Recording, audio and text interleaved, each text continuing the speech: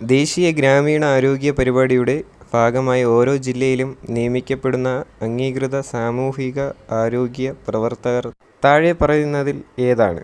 കുടുംബശ്രീ, ആശ, സാന്ത്വനം, സമഗ്ര.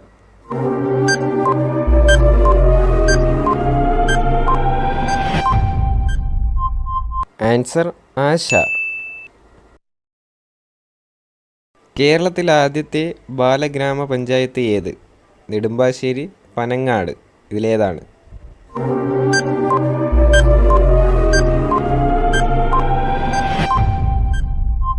Answer Nedumbassery.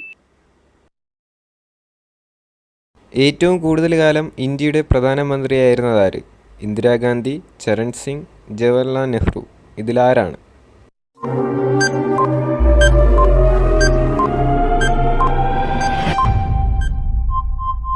Answer